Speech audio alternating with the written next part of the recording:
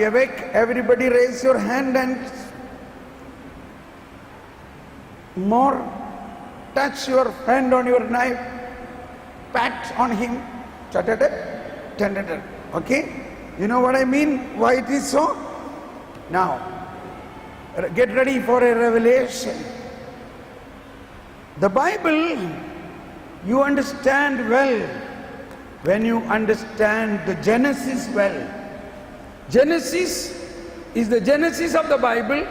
Genesis is Genesis of you, and Genesis is the Genesis of your faith.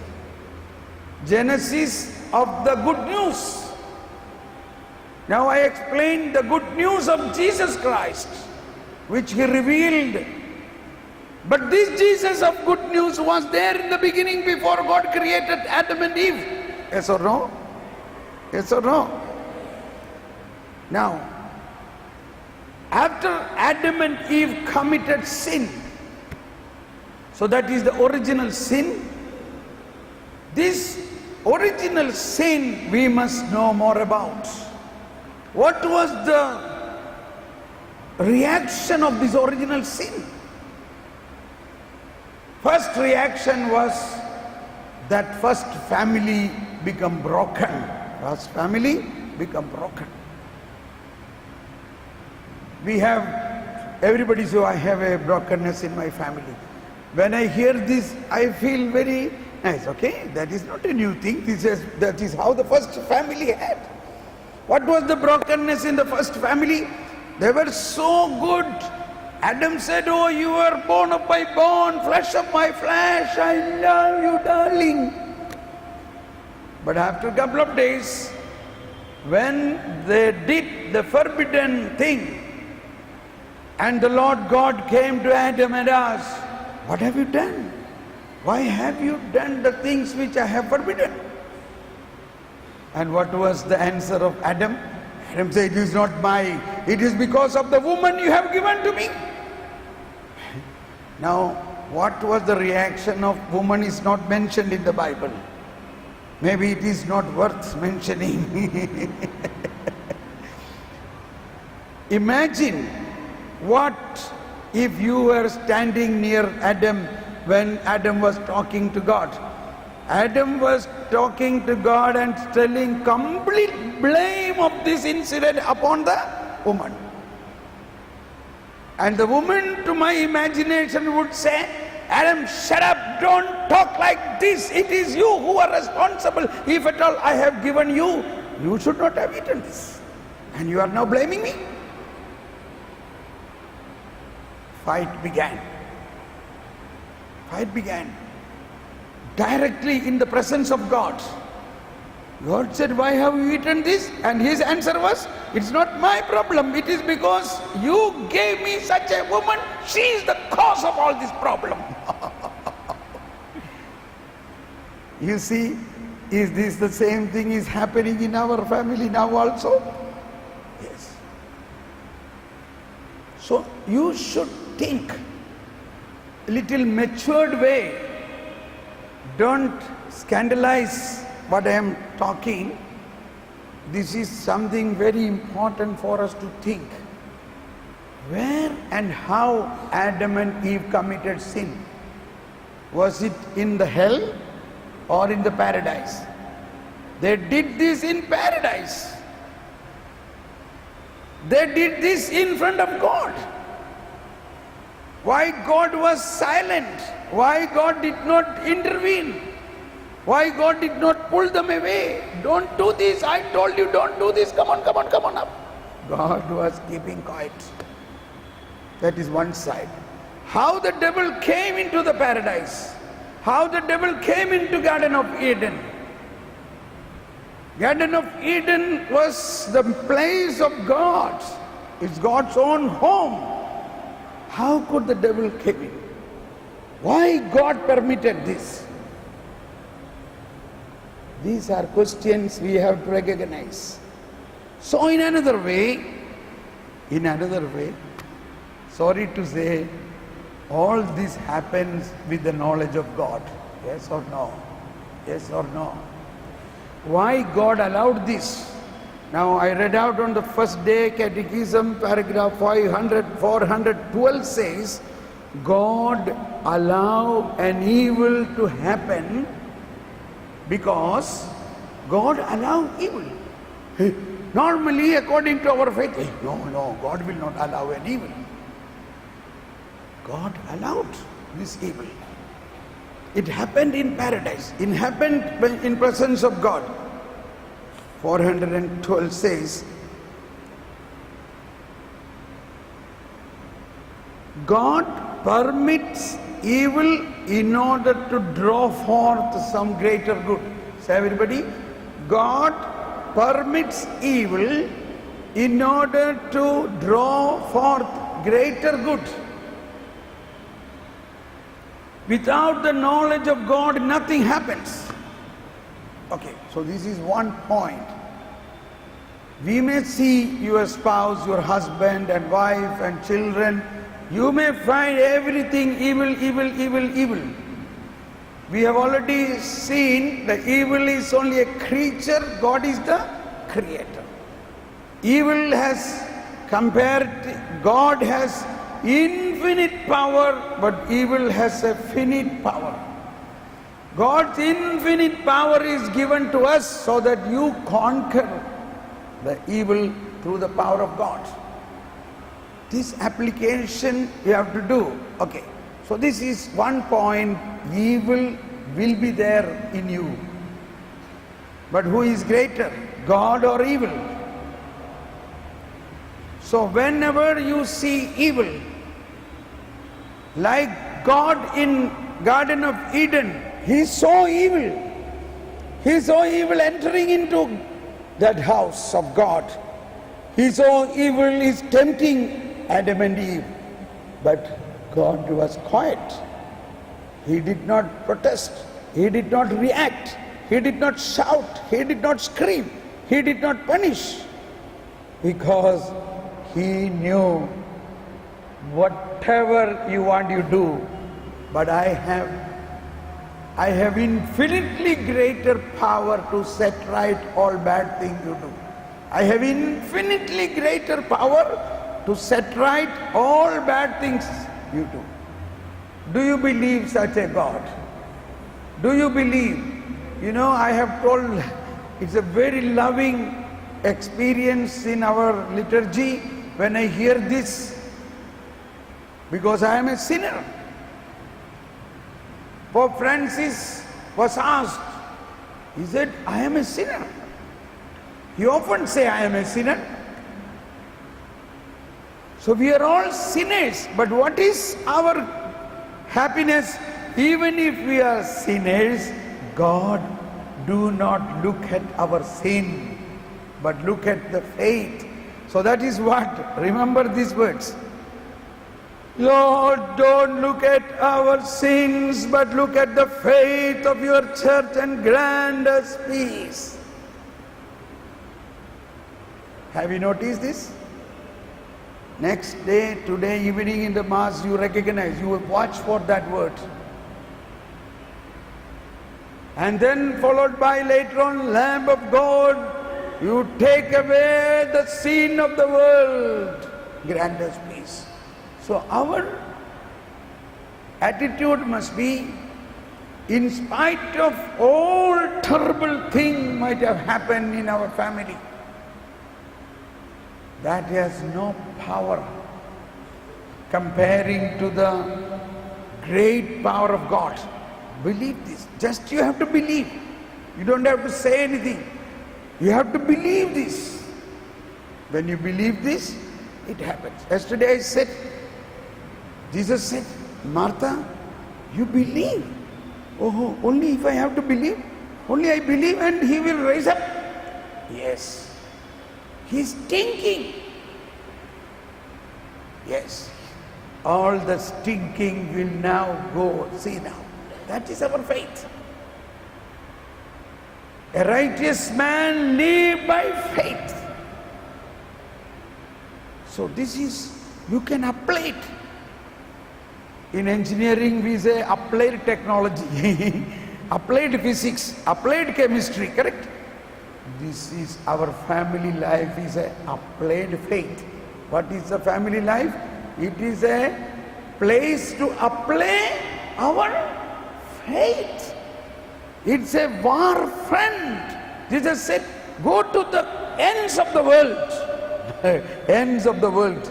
That means where to go? To the border of Pakistan or Kashmir or Bangladesh. What do you mean, ends of the world? Ends of the world means the place, the boundary where the devil is conquered by the power of God. That is the end of the devil. End of the world means end of the worldliness, end of the world of devil, end of the darkness. That is the place. There is a limit for the devil. He cannot do anything what he wants. That is an end for him. His power has got an end. His power has limit. Go to that limit. Go to there. There you conquer. Then he said, I am sending you like a lamb in the midst of wolf. Now, if God is telling, the Lord is telling, I am sending you like a lamb into the midst of wolf. What have you to learn from this? Wolf and lamb, totally opposite characters, opposite nature. That is how husband and wife also. Don't check who is the wolf and who is the lamb. You have to only understand there is a diverse personality. Every man and woman has a completely diverse personality. Distinct personality, that's the right word. Now, this distinct personality, even if that person is like a wolf, you can win. The lamb will win. How the lamb will win? Everybody, swing her hand, be ready. How the lamb will win over wolf? Pay attention. Be prudent like a serpent. Be simple like a dove. Why? Our prudence is inside the lamb. The one who sent. Jesus said, I send you like a lamb in the midst of the wolf. Wolf is not sent. Wolf is not sent. Who is sent? The lamb is sent. So the one who sent the lamb, that is the Lion of Judah, is inside the lamb. That is the lamb. But inside the lamb, who is there? Oh, a lion. But that is hidden. You don't have to show that. You have to believe. Inside me there is a lion. Now this is the whole Bible. This is the methodology of the Bible. You see, Goliath, such a mighty Philistine army's head with all weapons and mighty, he is standing there. The Israelites' army and the king is not able to do anything. For last 40 days, they are not able to do anything. Now comes a little boy, a shepherd boy, David boy came, said, what's happening? What are you simply standing looking at this man? Fight. Oh, nobody has courage to fight. King has declared a price. What is king's price? His beautiful daughter to be wife. Anyone who will go and fight with Goliath will get half of land of Israel and my daughter. Beautiful daughter. But see, this is what. Now what king is looking for? He is looking at the visible power. Not the spiritual power, not the invisible power. But boy, David, who was anointed with the Holy Spirit, came forward and said, I shall go. I shall fight. Suddenly the king heard somebody is ready to fight. Oh, thank God. But when the king saw this boy, David, he lost all confidence for a moment. Oh, you are only a boy. What can you do? He is a giant, born soldier. But boy, David said, my Lord, I have conquered, I have fought with lion and tiger, and I killed them. When they snatched my sheep, I saved my sheep from their hands. That God who saved me, that God who made me to destroy this lion and tiger, that Lord is with me. That Lord will help me. See? Okay, the Lord be with you, go. But again the king said, wait, you take all my armor and helmet, everything. See, again the king is focusing on a visible fight, a visible power, a visible weapon. This is where we have to change. There is invisible weapons to fight. And he says, my Lord, no, this is not my way. This will not help me. I will go in a simple way with only, he took few pearl stones and a sling, nothing else. And when he was going forward, see the battlefield, ends of the earth, ends of the world, see there. He is going to the end of the world of this Goliath, the world of this evil, but with power of God, not with his visible power. All the Israelite army one side, the Philistine army on other side were looking. They said, oh my God, what this king, what foolishness this king is doing. We all these captains and born soldiers are reluctant to go to fight with him. And now this king is sending such a boy, shepherd boy. What he know about this? Tension developed. All are anxious. What's going to happen now? One side, Goliath is shouting, what are you doing? You are sending such a boy to fight with me. Come, I will tear you to pieces and throw you to the birds of the air. And David said, come, I will show you now who will be winning, whose flesh will be eaten by. You are coming to fight with me with almighty weapon, but I am coming to fight with you in the name of the Lord. Praise the Lord. In the name of the Lord. That is, he is my weapon. He is my power. He is my everything. And he went forward. All the people were seeing. He took his stone upon his sling, and he went forward, and he went forward. Goliath was screaming and shouting, and little David swing his sling and straight one stone straight on his forehead, and there this great Goliath, he fell down. Imagine, this is the end of the world. I am sending you to the end. Go, fight, conquer, not with your muscles, but with my spirit.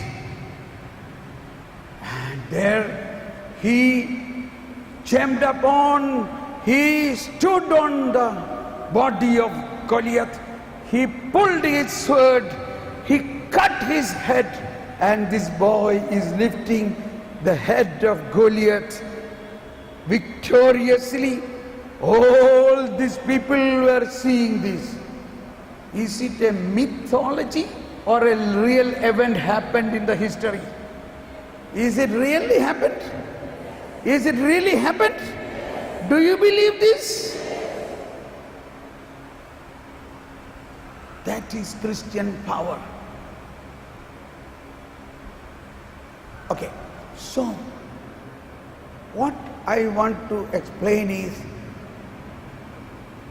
Jesus or God's power, and through now this Jesus' power inside us is a power which can conquer. Power which can conquer. Conquer all darkness, even such a giant Goliath inside your home. But you must apply. Be prudent like a serpent. Be prudent. Okay, now come back to Genesis. When the Lord God saw Adam and Eve after their sin, it was who came first? It was the Lord took initiative to visit them, to see them. The Lord God was searching. Where are you, Adam? He was hiding. That is the consequence of sin. The first consequence of sin was a brokenness in the family. Second consequence of the sin is fear. Fear. He's afraid of God. He went away from God. But God is compassionate, loving, came forward, and he saw they are clothed with leaves, wild plants, leaves of the fig tree. And the Lord God made a leather garment for them. Leather. How God made a leather? He might have killed an animal, correct? Yes or no? Which animal he might have killed? Come on. Lamb. See? It's not written, but we, from the whole biblical salvific history, we know man's sin has a connection with the sacrifice of lamb. So probably at that time itself the lamb entered into the salvation history. He might have slaughtered many lambs to make such a big leather jacket. So there itself the blood and the lamb become a prefiguration of the salvation, the righteousness of God. Righteousness of God is this: God did not punish them. But now we all have a thinking, God punished them, God sent them away. That is a punishment. You know, when I was a little boy, I came to school without doing my homework. And what my teacher did? She sent me away. She punished me. Go home. Go out. Get out. These are all what we know about going out, sending out means. God sent them out of Eden, Garden of Eden. Now everybody, there is a big revelation is going to come. Pay attention now. Pay attention. Something very interesting is going to come. Everybody raise your hands and sing, praise you, Jesus. Thank you, Jesus. Praise you, Jesus. Read exactly what happened there. Oh Lord, fill us with your wisdom. Fill us with your wisdom and understanding to know this mystery. Why God sent our Adam and Eve. In chapter 3:22 says, then the Lord God said, see, the man has become like one of us, knowing what is good and what is bad. Therefore, he must not be allowed Therefore, he must not be allowed to put out his hand to take fruit from the tree of life also, and thus eat of it and live forever.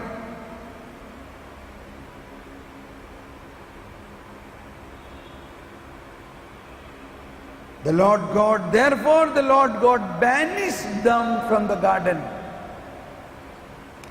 This is very mystical thing. If the Lord God said they should not stretch their hand to pluck the fruit of the tree of life and eat and live forever. That means become eternal. I repeat, pay attention. The Lord God said, they should not eat from the tree of life. They should not eat the fruit of the tree of life and eat it and become eternal. Therefore, they were banished from the Garden of Eden. Now, pay attention. What will happen if they become eternal? What will happen if they eat the fruit of the tree of life and become eternal? What will happen? They will be eternal with their sin. They will become eternal with their sin. What is their status now? Their status is sinful situation. Their soul is dead because of the sin. Their soul is in evil situation because of the sin. Their soul is in an unworthy manner because of the sin. In that unworthy, evil, sinful, deadly status, if they pluck out the tree of life and eat it, they will become eternally evil. They will become eternally evil. That means they will become like devil. Then God cannot transform them. Then the Lord cannot save them. Then they cannot be saved. So the Lord God said, maybe a little compassionate way you have to think. The Lord God said, see, my dear children, now if you stay here, situation will be more terrible. Because you already done something wrong. I want to save you out of that. But if you stay here and by chance you pluck out this fruit of the tree of life and eat it, then I cannot help you. You become eternally evil. Therefore go away now. And he made angels to stand around the tree with swords so that they should never come and touch this. For what? Not as a punishment, but as the first step for their salvation. This was the proto-evangelium. This is a part of the good news of the old news. This was the good news of Garden of Eden. So the banishment must be understood. They were banished. The word used is banished or made them out, all to be understood with the spiritual meaning. If they would have eaten the fruit of the tree of life in an unworthy manner, that is, their soul is already dead because of sin. At that sinful way, time they should not eat. Then how they will become eternally good? They will become eternally good. Jesus will come. He will pay. He will give his life. And so the evil, the original evil, the Lamb of God who take away the sin. What sin he took? He took the sin of Adam and Eve. He took the original sin upon him. And then the evil, the death due to sin of Adam and Eve, the spiritual death he take. That's why we sing, through his death he conquered death. By his raising he restored life. By his death he conquered death. By his raising he restored life. That is right from the Adam and Eve. All that death happened due to original sin. That death Jesus took upon his body and he buried himself and he rose again. So this reparation and redemption happened through Jesus is also for Adam and Eve. That's why he went into hell and rose again. What he did in hell, what was he doing? So there, hell means it is not the hell what we normally think, where the damned souls are kept. It is the place where the people, the souls before the death of Jesus, right from Adam to Jesus, all those souls who were waiting for the redemption through Jesus was waiting that place where the dead souls, rather the spirit, that the souls were waiting for the Messiah.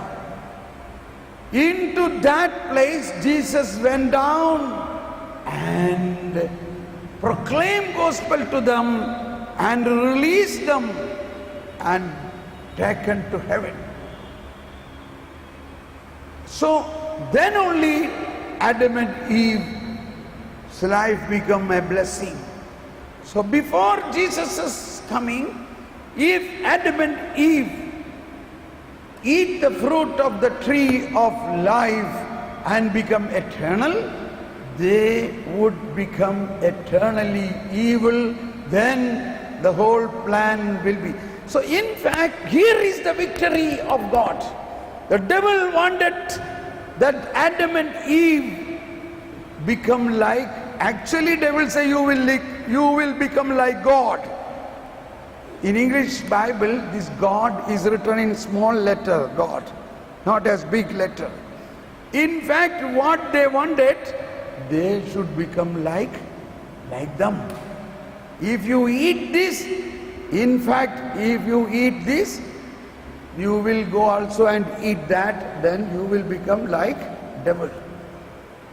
But this plan of the devil will not ever win. God cannot be, the devil can never win. He can only do such nuisance. He cannot win. Do you believe the devil can win over God? All these questions I am putting for our practical life. People come and shout at us, see, I told you some, now I am going to report, I will report them, I will tell them, I will show you. At that time, what you should do? Okay, you do all that thing. I have my God within me who can conquer everything.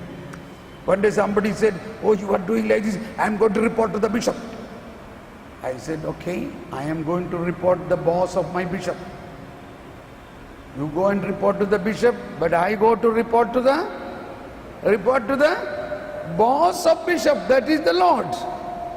Now the Lord is in communication with the bishop, so he will make understand the bishop what I am doing, what I am not doing. So we must recognize who is our big boss. Is the devil big boss or Jesus is our big boss? We have a big boss. Okay.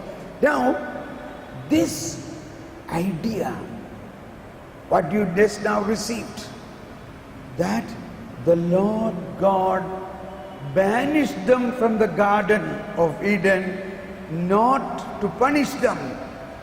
If you're really convinced of that, the whole Bible now onwards, when you read, will have a complete new meaning. Our faith has to be like a stone. Now suppose you believe all this problem is because of the ancestral curses, ancestral problem. This is very often.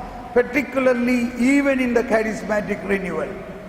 We pray even our inner healing prayer, that prayer, this prayer, but it is completely wrong faith. I don't know how it came. Our faith, take New Testament, beginning of the New Testament, Matthew's Gospel. What is the beginning? New Testament begins with genealogy, ancestral, the family tree of Jesus. Is that everybody was holy people? Matthew chapter 1 says, genealogy of Jesus. The book of genealogy of Jesus Christ, the son of David, the son of Abraham.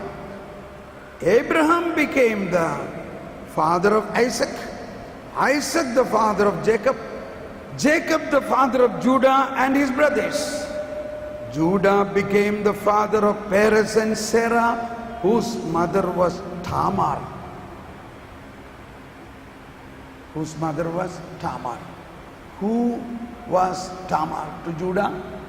Was Tamar the wife of Judah? No.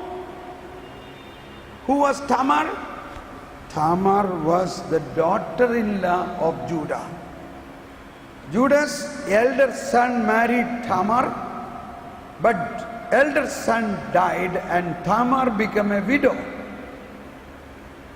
Judah, according to the custom of that time, after a certain period, should have got his younger son married to Tamar. But he sent her away from his home. Now Tamar was sent home to her. It was so painful for Tamar. And she was wanting to have marriage. She wanted to have a child.